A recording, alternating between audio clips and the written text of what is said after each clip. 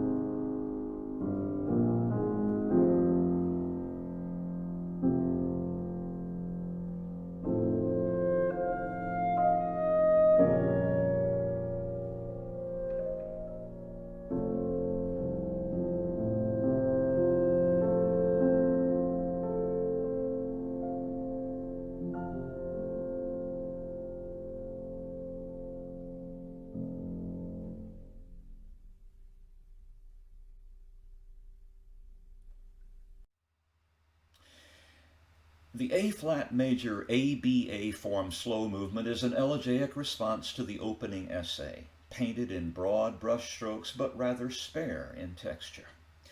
Its character is gentle and almost affectionate throughout, and its most striking feature is probably the modulating bridge that returns the music to its A theme. That bridge involves a twofold descent through flat submediate keys, very much like that of the first movement's development section. A sweet coda, which revisits both themes, lays this movement gently to rest.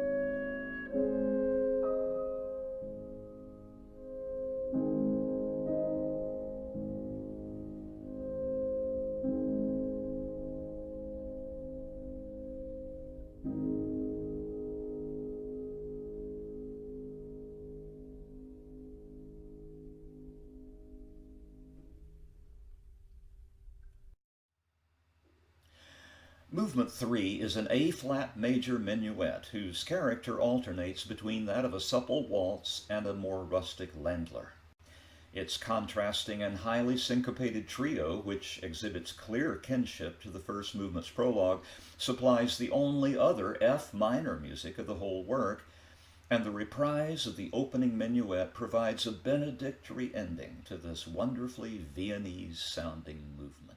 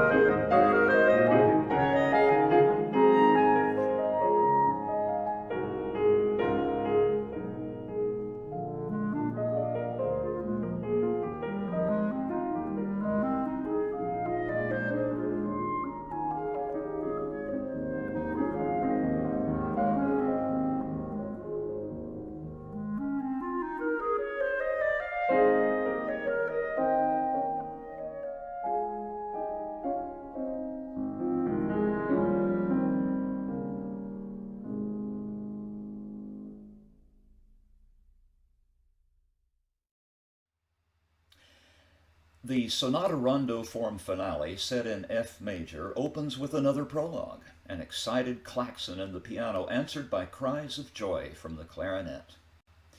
The main theme, which serves also as a refrain, could be regarded as a bright, cheerful variant of the first movement's solemn prologue, and it will reappear in several reorchestrated guises.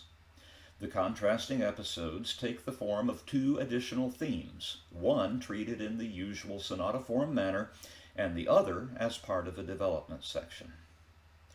One of the features of this movement that reinforces the rondo aspect of the hybrid form is the presentation of the recapitulation in reverse order. The coda also furnishes a final appearance of the refrain, and the movement's close is a joyous one.